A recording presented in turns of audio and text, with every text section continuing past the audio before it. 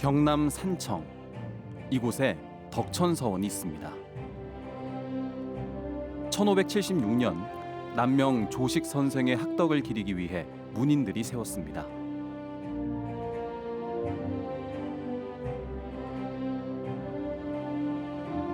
일평생 벼슬을 하지 않았으나 어떤 학자보다 존경받았고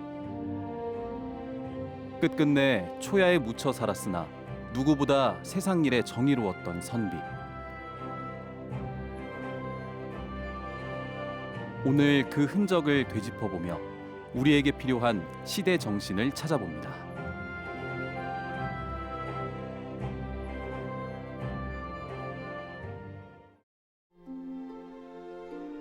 남명 조식 선생은 16세기 사화기에 벼슬을 하지 않고 지방에 은거해서 성리학에 전념한 도학자라고 할 수 있습니다. 이분은 이제 과거를 통해서 벼슬에 나가는 것을 단념하시고요. 주로 이제 김해, 합천, 삼가, 진주, 덕산 이런 곳에 은거하시면서 무도한 시대에 도덕성을 제고하고 실천 학문을 주로 하시면서 백성들을 걱정하고 나라를 걱정하신 이런 유학자라고 할 수 있습니다. 그 시대가 정의해 놓은 기존의 가치관에서 벗어나 나라를 올바로 이끌어 나갈 개혁 의지를 꿈꾸고 유학에 바탕하면서 자신만의 안빈낙도를 실천했던 남명 조식.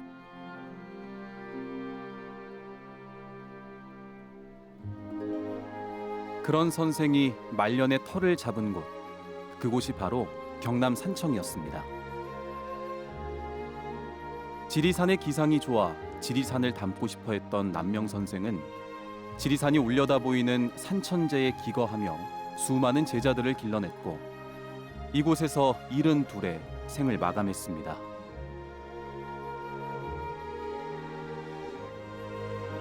산천제는 바로 만년에 공부하시던 서재 이름입니다. 남명 선생이 61세 되던 해에 이곳으로 이사를 오십니다. 이곳으로 이사를 오신 이유는 저기 보이는 천왕봉 때문이에요. 저기 지금 그 산천제 기둥에 쓰여 있는 시를 주련이라고 하는데요. 저 시가 덕산 복고, 덕산의 집터를 잡고서라는 시인데 하늘에 다가가 있는 천왕봉을 사랑하기 때문에 내가 이곳으로 이사를 왔다. 이런 말씀을 하고 계세요. 하늘에 닿아 있는 저 천왕봉처럼 성현의 학문을 하자 이렇게 마음을 먹었어요. 그러니까 공자나 공자 제자 안회 같은 사람처럼 돼보자. 그 경지까지 끌어올리려고 생각하신 거죠. 오직 학문의 완성만을 꿈꾸었던 선비는 지리산 앞 산천제에 성현들의 영정을 모셔놓고 그 높고 깊은 학문을 따르고자 마음을 다스리며 평생 공부에 전념했습니다.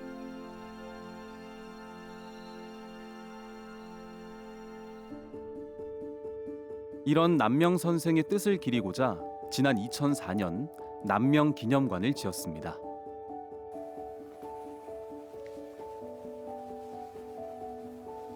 선생의 유품을 비롯해 관련된 모든 자료들이 보관돼 있는데요. 이곳 전시실 한켠에 아주 특이한 그림 하나가 있습니다. 여기에 보이는 이 그림은 신명사도라고 합니다. 몸과 마음을 수양하는 것을 한 나라의 임금님이 나라를 다스리는 것에 비유해서 그린 그림입니다.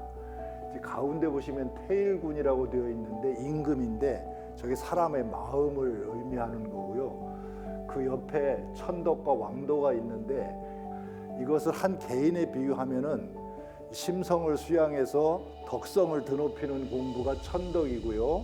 그것을 세상 사람들에게 선한 영향력을 펼치는 것이 왕도라고 할 수 있습니다. 새 관문에 눈, 귀, 입을 형상해가지고 관문을 만들었고요. 그 옆에 깃발을 세워가지고 삼엄한 기상으로 잘 살피라는 뜻으로 그 깃발을 세워놨습니다. 그래서 이 그림은 남명 선생 고유의 특유한 마음 다스리는 공부를 한 장의 도표로 그린 것이다. 이렇게 설명드릴 수가 있습니다. 이 외에도 남명 선생의 사상을 엿볼 수 있는 유물이 많은데요. 성성자와 경이검이 그중 하나입니다. 수양과 실천을 중시했던 남명 선생은 안으로 자신을 수양하는 것은 경이요, 밖으로 행동을 실천하는 것은 의라 하여 의의 상징으로 늘 경이검을 품고 다녔습니다. 그리고 경의 상징으로 허리춤에 성성자를 달고 다녔는데 방울 소리를 들으며 정신을 일깨우자는 의미였다고 합니다. 방울과 칼을 차고 평생을 서슬퍼런 기계로 살다 간 선비. 이곳에는 남명 선생의 문집과 그 목판도 보관돼 있습니다. 이곳은 남명기념관 남명선생 문집 목판을 보관하고 있는 수장고입니다. 선생의 삶과 학문의 정수를 보여주는 것들입니다. 예, 이 책판은 남명선생 문집 제1페이지, 2페이지라고 할 수가 있습니다. 여기 보관되어 있는 이 책판은요, 남명선생 시문, 그 다음에 연보, 언행록, 그 다음에 학기우편까지 해놓은 남명선생 전집이라고 할 수가 있습니다.